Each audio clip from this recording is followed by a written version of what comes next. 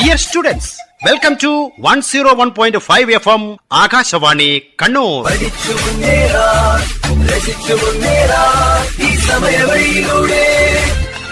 Radio teacher. Radio teacher. ആശയം ആവിഷ്കാരം PV Prashant Kumar. Dear students, 2024 മാർച്ചിൽ SSLC പരീക്ഷ എഴുതുന്ന എല്ലാ കുട്ടികൾക്കും വിജയാശംസകൾ. ഉയർന്ന മാർക്കിലേക്ക് ആകാശവാണിയുടെ ഒരു വഴികാട്ടിയാണ് രാത്രി 8 മണിക്കുള്ള റേഡിയോ ടീച്ചർ പ്രക്ഷേപണ പരമ്പര. ശ്രദ്ധയോടെ കേട്ട് പഠിക്കുക. Let us start. Radio teacher. Radio teacher.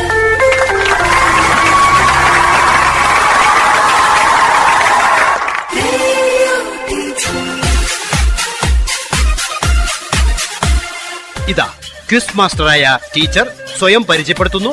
ഒപ്പം വിവിധ സ്കൂളുകളിൽ നിന്നും ക്വിസിൽ പങ്കെടുക്കാനെത്തിയ ടീം അംഗങ്ങളായ 10ാം ക്ലാസ് വിദ്യാർത്ഥികളും.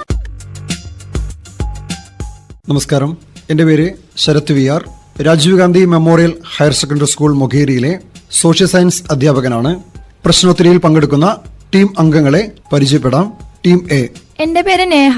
എൻ്റെ പേര് Shivanya. Muzhappilangad government higher secondary സ്കൂളിൽ നിന്ന് വരുന്നു. Team B. എൻ്റെ പേര് അംന സൈനബ്. എൻ്റെ പേര് മേഘ്ന സുരേഷ്. ഞങ്ങൾ Sacred Heart girls higher secondary school തലശ്ശേരിയിൽ നിന്ന് വരുന്നു. Team C. എൻ്റെ പേര് ദിൽഹ. എൻ്റെ പേര് ഹിബ. ഞങ്ങൾ വളപട്ടണം CH മുഹമ്മദ് കോയ സ്മാരക ഗവൺമെന്റ് ഹയർ സെക്കൻഡറി സ്കൂളിൽ നിന്ന് വരുന്നു. Team D. ഞാൻ സഫ. എൻ്റെ പേര് സൻഹ. ഞങ്ങൾ പുതിയങ്ങാടി ജമാഅത്ത് ഹയർ സെക്കൻഡറി സ്കൂൾ മാടായിൽ നിന്ന് വരുന്നു. Team E. എൻ്റെ പേര് റിദ. എൻ്റെ പേര് ശ്രീനന്ദ. ഞങ്ങൾ ഗവൺമെന്റ് ഹയർ സെക്കൻഡറി സ്കൂൾ മുണ്ടേരിയിൽ നിന്ന് വരുന്നു. എല്ലാവർക്കും റേഡിയോ ടീച്ചർ പ്രോഗ്രാമിലേക്ക് സ്വാഗതം.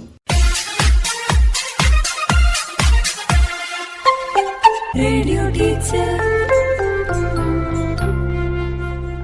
ഇന്നത്തെ പ്രശ്നോത്തരിയിൽ 3 പാഠഭാഗങ്ങളാണ് ഉൾപ്പെടുത്തിയിരിക്കുന്നത്. 1, കേരളം ആധുനികതയിലേക്ക്, കേരള ടുവേർഡ്സ് മോഡേണിറ്റി. 2ാമത്തേത് പൗരബോധം, സിവിക് കോൺഷ്യസ്നസ്. 3, സാമൂഹ്യശാസ്ത്രം, എന്ത് എന്തിന്, സോഷ്യോളജി, വാട്ട് വൈ. പ്രശ്നോത്തരിയിലേക്ക് എല്ലാവരെയും സ്വാഗതം ചെയ്യുന്നു. ഓരോ ടീമിനും ഓരോ ചോദ്യത്തിനും 5 മാർക്ക് വീതമാണ് ലഭിക്കുക. ഒന്നാമത്തെ ടീമിന് ഉത്തരം അറിയില്ലെങ്കിൽ ആ ചോദ്യം 2ാമത്തെ ടീമിന് പാസ് ചെയ്യുന്നതായിരിക്കും. 2ാമത്തെ ടീം ഉത്തരം പറയുകയാണെങ്കിൽ 3 മാർക്ക് ആ ടീമിന് ലഭിക്കുന്നതായിരിക്കും. 2ാമത്തെ ടീമിന് ഉത്തരം അറിയില്ലെങ്കിൽ ആ ചോദ്യം മറ്റു ടീമുകൾക്ക് പാസ് ചെയ്യുന്നതായിരിക്കും. പക്ഷേ മാർക്ക് ലഭിക്കില്ല. 1ാം റൗണ്ടിലെ ആദ്യ ചോദ്യം ടീം എയോടാണ്. കേരളം ആധുനികതയിലേക്ക്, കേരള ടുവേർഡ്സ് മോഡേണിറ്റി എന്ന പാഠഭാഗത്തിലെ 1 വേർഡ് ക്വസ്റ്റ്യൻസ് ആണ് ചോദിക്കുന്നത്. 1ാമത്തെ ക്വസ്റ്റ്യൻ, കോഴിക്കോട് ഭരണം നടത്തിയിരുന്ന സാമൂതിരിയുടെ നാവികപ്പടയുടെ തലവന്മാർ ആരാണ്? Who was the commander of the navy of Zamorin who ruled Kozhikode? Kunjali Marakkar. ഉത്തരം ശരിയാണ്. ടീം എക്ക് 5 മാർക്ക് ലഭിച്ചിരിക്കുന്നു.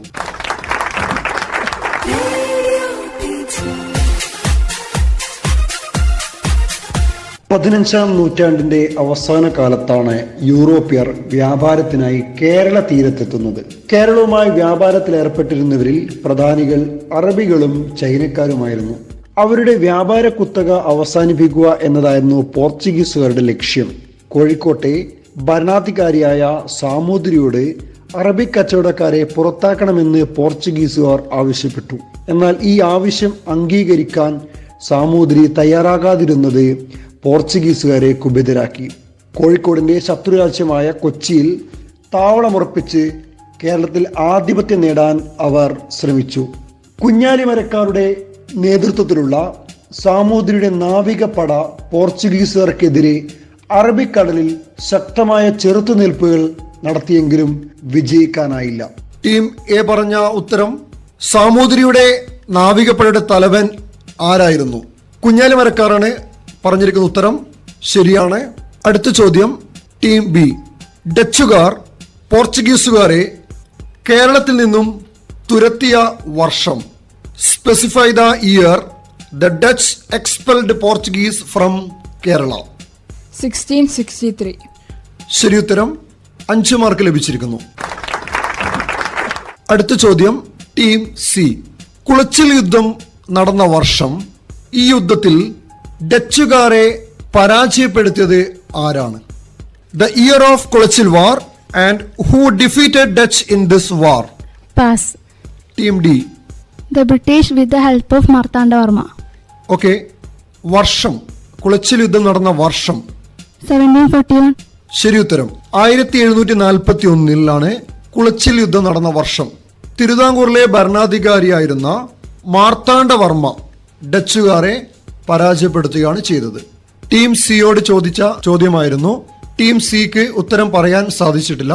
ടീം ഡി ഉത്തരം പറഞ്ഞതിനാൽ 3 മാർക്ക് ലഭിച്ചിരിക്കുന്നു. അടുത്ത ചോദ്യം ടീം ഡിയോട്.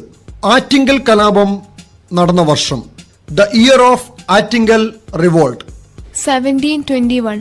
ശരി ഉത്തരം 1721. ടീം ഡിക്ക് 5 മാർക്ക് ലഭിച്ചിരിക്കുന്നു.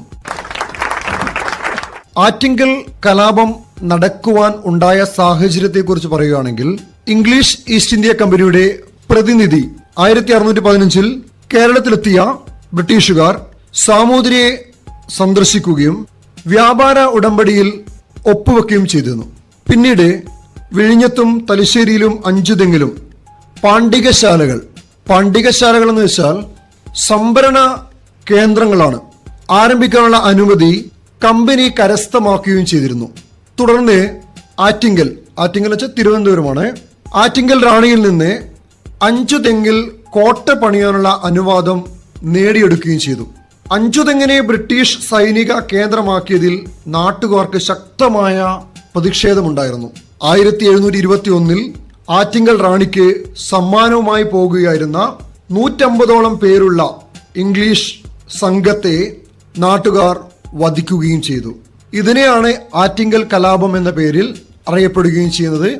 1721 ആറ്റിങ്കൽ കലാപം നടന്നത്. കേരളത്തിലെ ബ്രിട്ടീഷുകാർക്കെതിരെ നടന്ന ആദ്യത്തെ സംഘടിത കലാപമാണ് ആറ്റിങ്കൽ കലാപത്തെ കണക്കാക്കുന്നത്. അടുത്ത ക്വസ്റ്റ്യൻ ടീം ഇയോടാണ്. മൈസൂരിലെ ഭരണാധികാരികളും ബ്രിട്ടീഷുകാരും തമ്മിൽ 1792 ഒപ്പിട്ട സന്ധി എന്താണ്? What was the treaty signed in 1792 between the ruler of Mysore and the British? Srirangapatna treaty. Srirangapatna ഉടമ്പടി. ടീം ഇക്ക് 5 മാർക്ക് ലഭിച്ചിരിക്കുന്നു. മൈസൂരിലെ ഭരണാധികാരികളും ബ്രിട്ടീഷുകാരും തമ്മിൽ 1792 ഒപ്പിട്ട ശ്രീരംഗപട്ടണം സന്ധി പ്രകാരം മലബാർ ബ്രിട്ടീഷുകാർക്ക് ലഭിക്കുകയും ചെയ്തു. മലബാർ നേരിട്ടും കൊച്ചിയും തിരുവിതാംകൂർ ബ്രിട്ടീഷുകാരുടെ നേരിട്ടല്ലാത്ത നിയന്ത്രണത്തിൽ ആവുകയും ചെയ്തു. അടുത്ത ചോദ്യം ടീം ഇയോട് തന്നെയാണ്. ചോദ്യം പഴശ്ശി കലാപം മലബാറിൽ ആരംഭിക്കുവാനുള്ള കാരണം എന്താണ്? What was the reason for Pazhassi revolt start in Malabar? British promised Payashി to have the right to collect tax from Kottayam region, but they doesn't keep the promise and they have their dominant in Wayanad also. So Payashി Raja unleashed a guerrilla war against British. Okay, team ഈ പറഞ്ഞ ഉത്തരം ശരിയാണ്. Team ഇക്ക് 5 mark ലഭിച്ചിരിക്കുന്നു.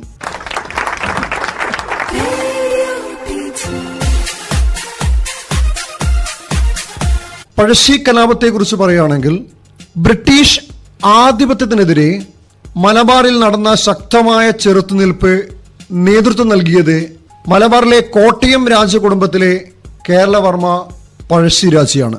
Team ഇക്ക് 5 mark ലഭിച്ചിരിക്കുന്നു. ബ്രിട്ടീഷുകാരുടെ തെറ്റായ നികുതി നയമാണ് മലബാറിൽ പഴശ്ശി കലാപം ആരംഭിക്കുവാനുള്ള സാഹചര്യം ഉണ്ടായിരുന്നത്. കൂടാതെ മൈസൂരിലെ ഭരണാധികാരികൾക്കെതിരെയുള്ള യുദ്ധത്തിൽ പഴശ്ശിരാജ ബ്രിട്ടീഷുകാരെ സഹായിച്ചിരുന്നു. അതിന് പ്രത്യുപകാരമായി കോട്ടയം പ്രദേശത്തെ നികുതി പിരിക്കാനുള്ള അധികാരം ബ്രിട്ടീഷുകാർ പഴശ്ശിരാജയ്ക്ക് വാഗ്ദാനം ചെയ്തിരുന്നു. യുദ്ധത്തിന് ശേഷം വാഗ്ദാനം നിറവേറ്റാൻ ബ്രിട്ടീഷുകാർ തയ്യാറായില്ല. മാത്രവുമല്ല, വയനാടിൽ മേൽ ബ്രിട്ടീഷുകാർ അവകാശവാദം ഉന്നയിക്കുകയും ചെയ്തു. ഇതിനെതിരെ പഴശ്ശിരാജ ജനങ്ങളെ സംഘടിപ്പിച്ച് ബ്രിട്ടീഷുകാർക്കെതിരെ പോരാടുകയും ചെയ്തു. പോരാട്ടത്തിനിടയിൽ 1805 നവംബർ 30 പഴശ്ശിരാജ വധിക്കപ്പെടുകയും ചെയ്തു. അടുത്ത ക്വസ്റ്റ്യൻ ടീം ഡിയോട്. കുണ്ടറ വിളംബരം നടന്ന വർഷം, the year of Kundara proclamation. 1809. ശരിയായ ഉത്തരം. ടീം ഡിക്ക് 5 മാർക്ക് ലഭിച്ചിരിക്കുന്നു. 1809 ജനുവരി മാസം 11 കുണ്ടറ വിളംബരം നടക്കുന്നത്. കുണ്ടറ വിളംബരത്തിലൂടെ വേലുത്തമ്പി ബ്രിട്ടീഷുകാർക്കെതിരെ ആയുധമെടുക്കുകയും പോരാടുവാൻ ജനങ്ങളോട് ആഹ്വാനം ചെയ്യുകയും ചെയ്തു. തിരുവിതാംകൂറിലെയും കൊച്ചിയിലെയും സംയുക്ത സൈന്യം ബ്രിട്ടീഷ് റെസിഡന്റ് മെക്കാളയെ ആക്രമിക്കുകയും ബ്രിട്ടീഷ് സൈന്യത്തിന് മുന്നിൽ പിടിച്ചു നിൽക്കാൻ സാധിക്കാതെ വരികയും പിടിക്കുമെന്നായപ്പോൾ വേലുത്തമ്പി ദളവ മണ്ണടിയിലെ ക്ഷേത്രത്തിൽ വെച്ച് ആത്മഹത്യ ചെയ്യുകയും ചെയ്തു. അരിശം തീരാതെ ബ്രിട്ടീഷുകാർ തിരുവനന്തപുരത്തുള്ള കണ്ണമൂല എന്ന സ്ഥലത്ത് വേലുത്തമ്പി ദളവയെ കെട്ടിത്തൂക്കുകയും ചെയ്തു. പാലിയത്തച്ഛനെ പിടികൂടുകയും മദ്രാസിലേക്ക് നാടുകടത്തുകയും ചെയ്തു. അടുത്ത ക്വസ്റ്റ്യൻ ടീം സിയോടാണ്. മലബാർ കുടിയായ്മ നിയമം നടപ്പിലാക്കിയ വർഷം, the implementation of Malabar tenancy act. 1929. ശരിയായ ഉത്തരം. ടീം സിക്ക് 5 മാർക്ക് ലഭിച്ചിരിക്കുന്നു. teacher, 1865 തിരുവിതാംകൂറിൽ പണ്ടാരപ്പാട്ട വിളംബരവും 1914 കുടിയായ്മ നിയമം കൊച്ചിയിലും നടപ്പിലാക്കിയിരുന്നു. അടുത്ത ചോദ്യം ടീം ബിയോട്. കേരളത്തിൽ രൂപം കൊണ്ട ആദ്യത്തെ സ്വകാര്യ ബാങ്ക് ഏതാണ്? The first private bank formed in Kerala. Pass. Team എക്ക് അവസരം ലഭിച്ചിരിക്കുകയാണ്. Team A. നെടുങ്ങാടി ബാങ്ക്. ശരിയായ ഉത്തരമാണ് നെടുങ്ങാടി ബാങ്ക്. ടീം എക്ക് 3 മാർക്ക് ലഭിച്ചിരിക്കുന്നു. പിന്നീട് imperial bank, Indian national bank, chartered bank എന്നിവ നിലവിൽ വരികയും ചെയ്തു. അടുത്ത ചോദ്യം ടീം എയോടാണ്. കേരളത്തിലെ ആദ്യത്തെ മലയാളം ഇംഗ്ലീഷ് നിഘണ്ടു തയ്യാറാക്കിയത് ആരാണ്? Who prepared the first Malayalam English dictionary in Kerala? Benjamin Braille. Team A പറഞ്ഞിരിക്കുന്ന ഉത്തരം തെറ്റാണ്. ആയതിനാൽ ആ ക്വസ്റ്റ്യൻ ടീം ഇക്ക് കൈമാറുന്നു. Doctor Hermann Gundert. ശരിയായ ഉത്തരമാണ്. ടീം ഇക്ക് 3 മാർക്ക് ലഭിച്ചിരിക്കുന്നു. യൂറോപ്യൻകാരുടെ വരവോട് കൂടിയാണ് കേരളത്തിൽ അച്ചടി ആരംഭിക്കുന്നത്. മലയാളത്തിൽ വ്യാകരണ ഗ്രന്ഥങ്ങളും നിഘണ്ടുവും തയ്യാറാക്കുന്നതിൽ കൂടുതൽ താല്പര്യം പ്രകടിപ്പിച്ചിരുന്നത് ജസ്യൂട്ട് മിഷണറിമാരാണ്. ഡോക്ടർ ആഞ്ചലോസ് ഫ്രാൻസിസ് ആണ് മലയാളത്തിലെ ആദ്യത്തെ വ്യാകരണ ഗ്രന്ഥം തയ്യാറാക്കിയത്. മലയാളത്തിലെ ആദ്യത്തെ നിഘണ്ടു രൂപപ്പെടുത്തിയത് അർണോസ് പാതിരിയാണ്. മലയാളത്തിൽ അച്ചടിച്ച ആദ്യത്തെ സമ്പൂർണ്ണ ഗ്രന്ഥമാണ് സംക്ഷേപ വേദാർത്ഥം.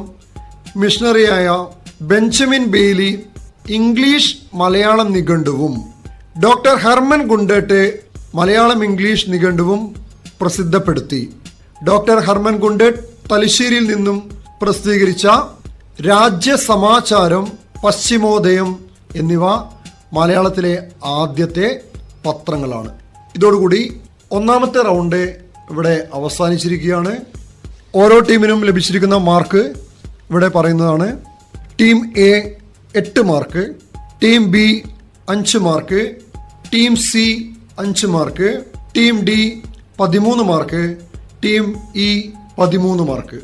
അഭിനന്ദനങ്ങൾ.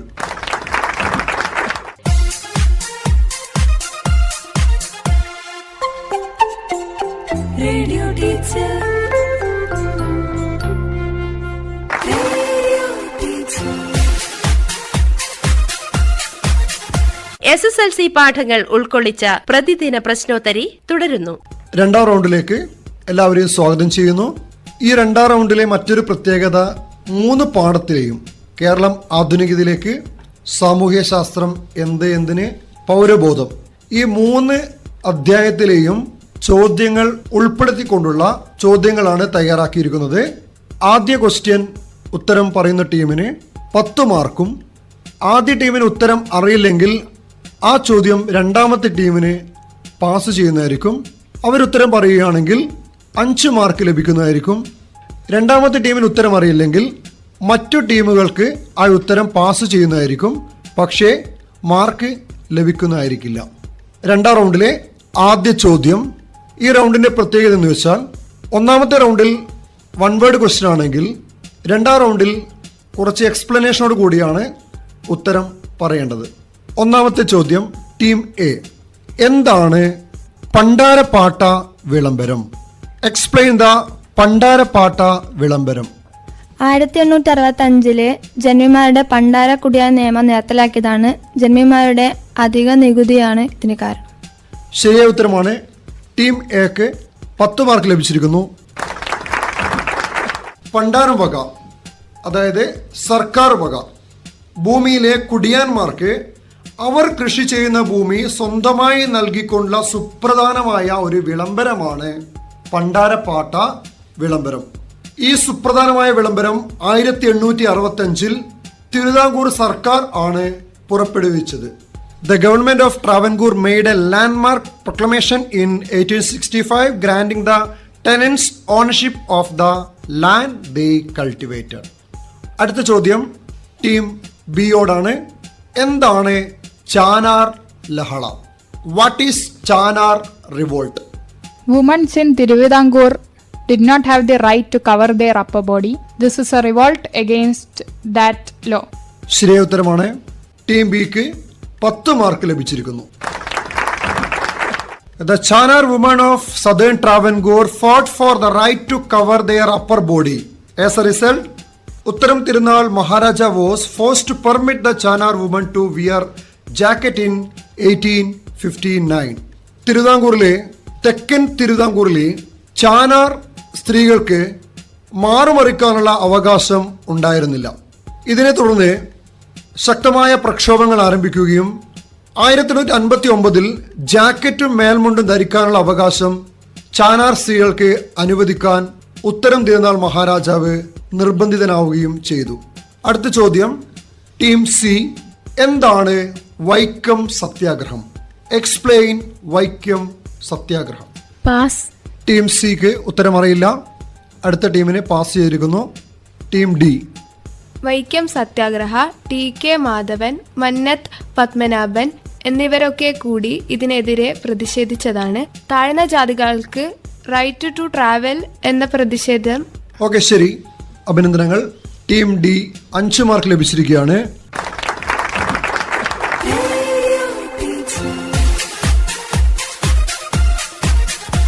It is an important struggle that took place in Kerala for claiming the right to travel. സഞ്ചാര സ്വാതന്ത്ര്യത്തിനായി കേരളത്തിൽ നടന്ന പ്രക്ഷോഭങ്ങളിൽ പ്രധാനപ്പെട്ടതാണ് 1924 നടന്ന വൈക്കം സത്യാഗ്രഹം. TK മാധവന്റെ നേതൃത്വത്തിലാണ് വൈക്കം സത്യാഗ്രഹം നടന്നത്. വൈക്കം സത്യാഗ്രഹത്തിന് അനുഭാവം പ്രകടിപ്പിച്ച് മന്നത്ത് പത്മനാഭൻ സവർണ ജാഥ സംഘടിപ്പിച്ചു. Expressing solidarity with the Satyagraha, Mannath Padmanabhan organised the Savarna Jatha. അടുത്ത ചോദ്യം ടീം ഡിയോടാണ്. എന്താണ് മലബാർ കലാപം? What is Malabar revolt? Tax പോളിസിയുമായി ബന്ധപ്പെട്ട് മലബാർ കർഷകർക്ക് ഉണ്ടായ റെവല്യൂഷൻ. ഓക്കെ, വിശദമായി പറയുകയാണെങ്കിൽ 1920 മഹാത്മാഗാന്ധിയും ഷൗക്കത്ത് അലിയും കോഴിക്കോടെത്തി. ഖിലാഫത്ത് പ്രസ്ഥാനം മലബാറിൽ ശക്തമായതോടെ ബ്രിട്ടീഷുകാരുടെ നേരിട്ടുള്ള ഏറ്റുമുട്ടൽ ഉണ്ടാവുകയും ചെയ്തു. ഏറനാട്, വള്ളുവനാട്, പൊന്നാനി താലൂക്കുകളിലായി മലബാറിലെ കർഷകരായ മാപ്പിളമാർ ശക്തമായ പോരാട്ടങ്ങൾക്ക് നേതൃത്വം നൽകുകയും ചെയ്തു. ഈ സമരത്തെയാണ് പൊതുവെ മലബാർ കലാപം എന്ന് വിശേഷിപ്പിക്കുകയും ചെയ്യുന്നു. 1921 മലബാർ കലാപം നടന്നത്. ടീം ഡിക്ക് 10 മാർക്ക് ലഭിച്ചിരിക്കുന്നു.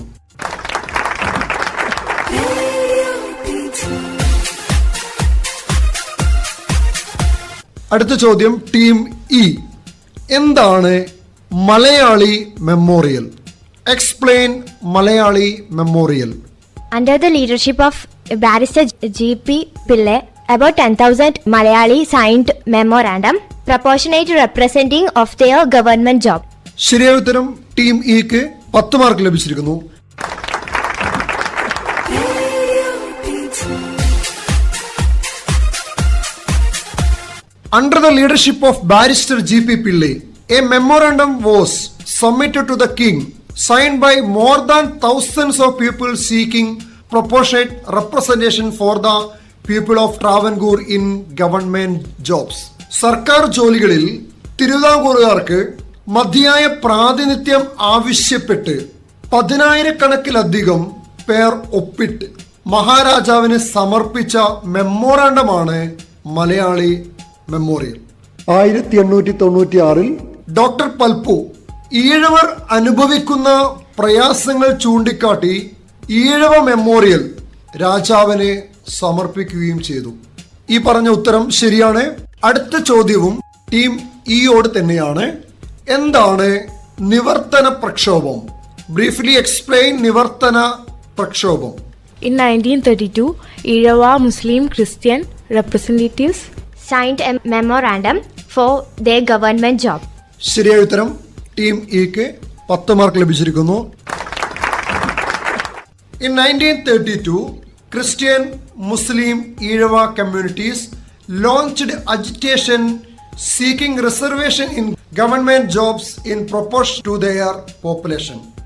സർക്കാർ ഉദ്യോഗങ്ങളിലും നിയമസഭയിലും ജനസംഖ്യാനുപാതികമായി സംവരണം ആവശ്യപ്പെട്ട് ക്രിസ്ത്യൻ, മുസ്ലിം, ഈഴവ സമുദായക്കാർ 1932 നിവർത്തന പ്രക്ഷോഭം ആരംഭിച്ചു.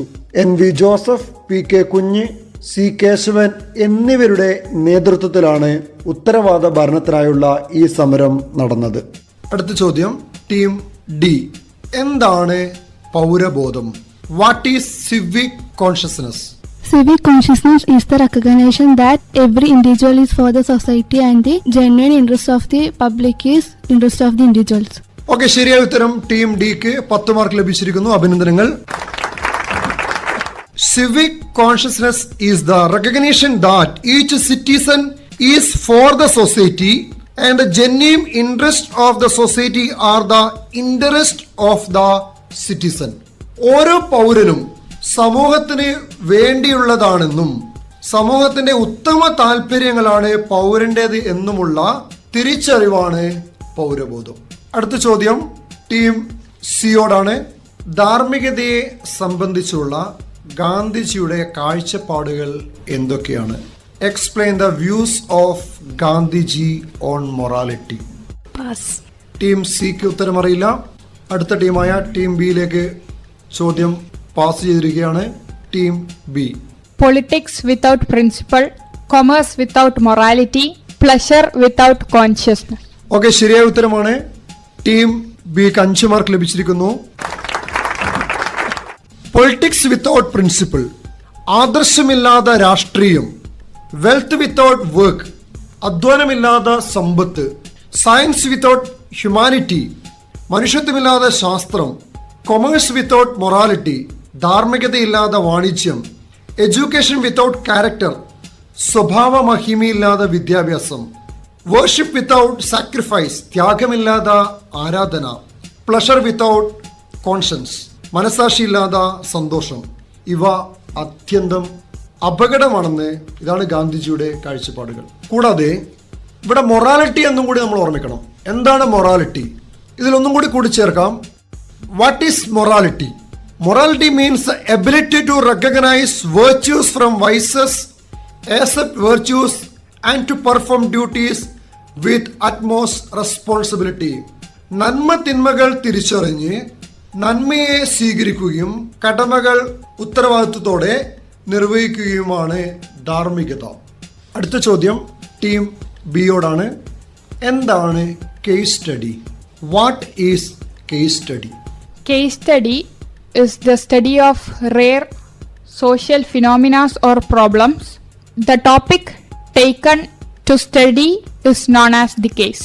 ഓക്കെ, ശരിയായ ഉത്തരമാണ്. ടീം ബിക്ക് 10 മാർക്ക് ലഭിച്ചിരിക്കുന്നു. To make an in-depth study on rare and different social phenomena and problems. അതായത് ഇത്തരം പഠനങ്ങൾ സൂക്ഷ്മവും സമഗ്രവുമായിരിക്കും. ഈ പഠന രീതി ഉപയോഗിച്ച് പഠനവിധേയമാകുന്ന വിഷയത്തെ കേസ് എന്ന് പറയുന്നു. കേസിനെ കുറിച്ചുള്ള വിശദമായ പഠനമാണ് കേസ് സ്റ്റഡി. സാമൂഹ്യശാസ്ത്രം വിവരശേഖരണത്തിന് കേസ് സ്റ്റഡിയും ഉപയോഗിക്കാറുണ്ട്. അടുത്ത ചോദ്യം ടീം എയോടാണ്.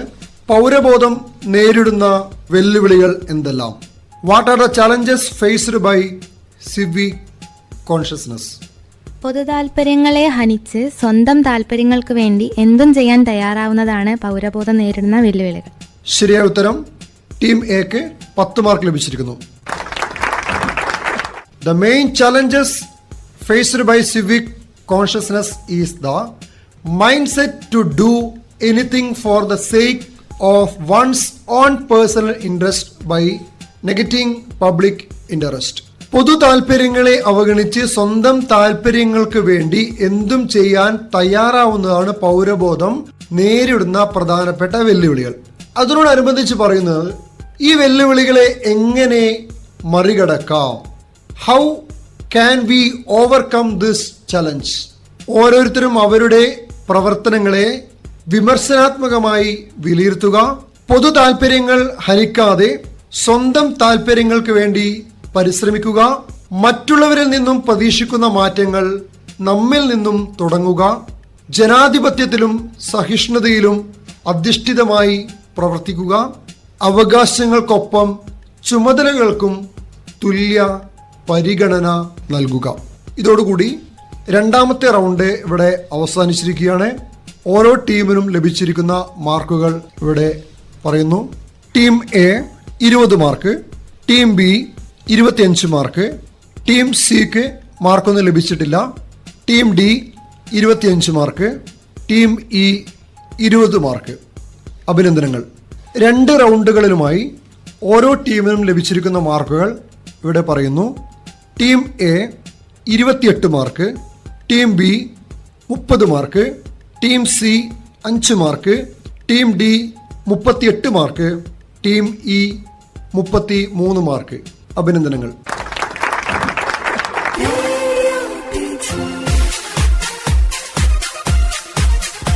റേഡിയോ ടീച്ചർ ഹിസ്റ്ററി പ്രശ്നോത്തരി 2ാം ഭാഗം നാളെ ഇതേ സമയം.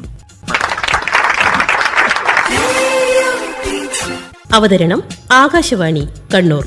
ആശയം ആവിഷ്കാരം PV പ്രശാന്ത് കുമാർ. നിർവഹണ സഹായം AK രതീഷ്, കവിതാനാഥ്, ശ്രീകല ബിജു, ജ്യോതി രാജീവ്, സഞ്ജന രാമകൃഷ്ണൻ.